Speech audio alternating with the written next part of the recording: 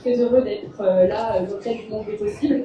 C'est la 4e année qu'on est présent dans ce cadre-là pour porter nos propositions pour favoriser la santé des personnes. Et c'est important pour nous de porter nos combats pour la santé dans le débat public. Et déjà, ce qu'on défend à Sollimut, c'est une idée assez simple, c'est faire en sorte que la santé, elle soit accessible pour toutes et tous, sans discrimination. Et c'est pour ça que l'année dernière, on avait porté une proposition en faveur des personnes migrantes et l'année précédente, des propositions en faveur de la santé des femmes. Cette année, on a fait le choix de s'intéresser à un sujet qui est particulièrement alarmant. C'est le sujet des troubles du comportement alimentaire, les TCA. Les troubles du comportement alimentaire, ce sont des maladies qui traduisent un rapport qui est perturbé à son corps. C'est le fait de manger beaucoup, de ne pas manger assez, de se restreindre, et puis aussi d'avoir une image perturbée de son corps. C'est pas seulement des troubles du comportement alimentaire, c'est aussi des troubles de la santé mentale qui ont des conséquences graves pour les personnes, qui peuvent aller parfois à la dénutrition, à des carences alimentaires, de la dépression, voire des troubles, des comportements suicidaires.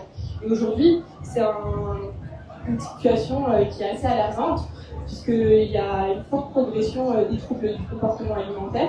C'est près d'1 million de personnes aujourd'hui qui en souffrent, majoritairement des jeunes et principalement des jeunes femmes.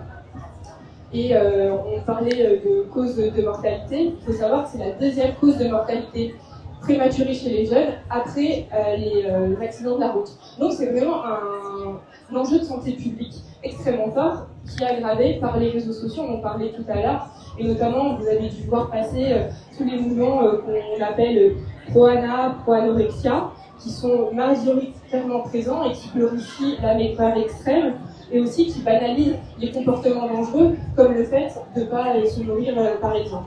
Et la conséquence, c'est qu'aujourd'hui, on a une génération de jeunes qui est soumise à des attentions extrêmement fortes sur leur corps et des comparaisons incessantes et qui abîment les gens finalement. Et c'est quand même un vrai problème. Et petit à petit aussi, ce qu'on se rend compte, c'est qu'un peu insidieusement, il y a beaucoup de jeunes qui parfois s'en rendent compte, qui commencent par adopter à moins manger et qui sombrent dans la maladie. Et aujourd'hui, les solutions d'accompagnement, elles sont assez faibles. Il y a un jeune sur 2 qui souffre de troubles du comportement alimentaire qui n'est pas accompagné par une structure spécialisée. Donc il y a plein de choses à faire. Vous parlez de réguler les réseaux sociaux, c'est bien sûr un enjeu extrêmement fort. Mais au-delà de ça, nous, ce qu'on pense, c'est qu'il faut arriver à mieux accompagner les jeunes qui souffrent de ces troubles du comportement alimentaire.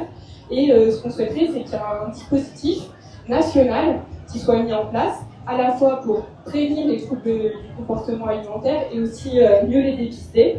L'idée, c'est d'aider les jeunes à mieux comprendre ce qu'ils voient sur les réseaux, à aussi prendre du recul sur les injonctions auxquelles ils sont soumises, et puis adopter aussi des pratiques alimentaires qui sont favorables à la santé. Et ce qu'on souhaite, c'est que ça soit porté avec la sécurité sociale, bien évidemment, et tous les acteurs, dans une vraie logique d'aller vers les jeunes, parce qu'on pense que c'est vraiment en prenant à la racine ces troubles-là qu'on arrivera à les combattre ensemble. Voilà.